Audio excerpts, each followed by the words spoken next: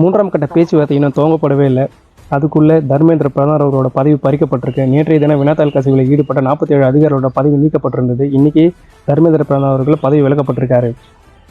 இது ஒட்டுமொத்த மாணவர் சமுதாயத்துக்கும் ஜனநாயகத்துக்கும் கிடைச்ச ஒரு மிகப்பெரிய வெற்றி. யாராலையும் அசைச்சு பார்க்க முடியாத இடத்துல இருந்த பிஜேபி கவர்மெண்ட்டை இன்னைக்கு மாணவர் கூட்டம் அசைச்சு பார்த்துருக்கு. இந்த ஜென்சி கூட்டம் அசைச்சு பார்த்துருக்கு. யாருக்குமே உதவாத ஒரு ஜென்சி கூட்டம் சொல்லிட்டு இருந்தாங்க. மொபைல் அடிக்ட் ஆகிருக்காங்க, சமூக வலைதளத்திலே இருக்காங்க, அவங்களுக்கு ஒரு பொறுப்பு இல்லைன்னு சொல்லிட்டு இருந்தாங்க. தங்களுக்கான பொறுப்பு என்னன்றதை சமூக வலைதளம் மூலயமா ஒட்டுமொத்த இந்தியாவையும் திரும்பி பார்க்க வச்சாங்க. ஒட்டுமொத்த இந்தியாவையும் டெல்லியில் குவிச்சு தங்களோட போராட்டத்தை வெற்றியிட வச்சுருக்காங்க. ஒரு மாணவர்கள் நினச்சா என்ன செய்ய முடியும், எப்படி நாட்டை தலைகீழாக மாற்ற முடியுன்றதை இந்த ஜென்சி கூட்டம் நிரூபிச்சிருக்காங்க. ஒரு கவர்மெண்ட்டு இது வரைக்கும் எந்த ஒரு விஷயத்துக்குமே செவி கொடுக்காத அடிபணியாத ஒரு கவர்மெண்ட்டை இந்த ஒரு மிகப்பெரிய ஒரு போராட்டத்தின் மூலயமா செவி சாய்க்க வச்சுருக்காங்க, அடிபணியாக வச்சுருக்காங்க.